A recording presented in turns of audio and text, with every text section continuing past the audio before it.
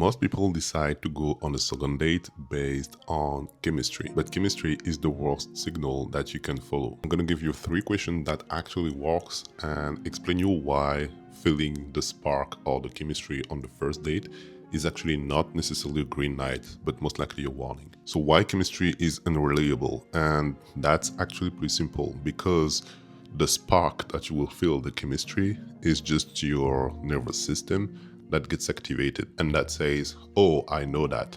The problem is that your nervous system does not know the difference between what's good for you and what's wrong for you. It just knows, oh, I'm used to this, I know this. But if in the past you had like a bad relationship that ended up not the best way, well, this also activates your nervous system. So the thing is, what you feel can be attraction or just activation. It could be, oh, I'm really attracted to that person, but it could also be, oh, I feel attracted to that person because your nervous system is kind of like used to that kind of thing, even though those kind of things could be bad for you. Then, if you have a pattern of like going with the person that are not necessarily good for you and that you feel that chemistry or like activation at the first date, maybe try to follow other signals, not just follow this one. So here are like 3 questions you can ask yourself after a first date to see if it's actually worth going into a second one. The first one is pretty simple. Did they show up being curious with you? So I said curious, not impressed, not flattering, just curious.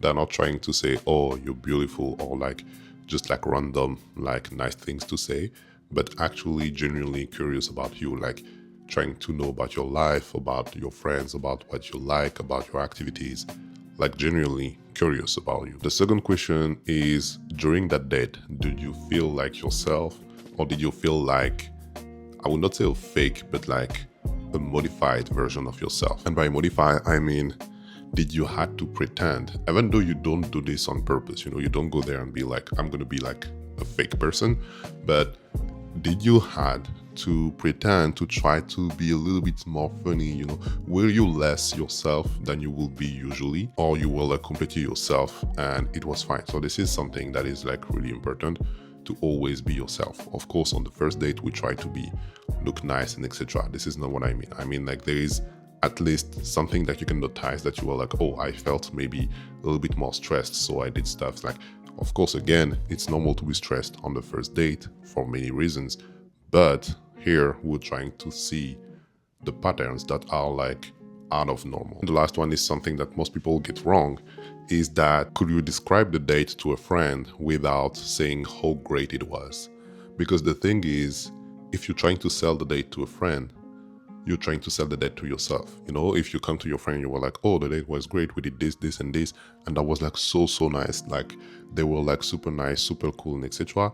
You're trying to sell the date to your friend, but you're also trying to sell it to yourself. Because if the date was naturally good, you would just be like, oh yeah, we did this, and that was nice. You don't have to oversell.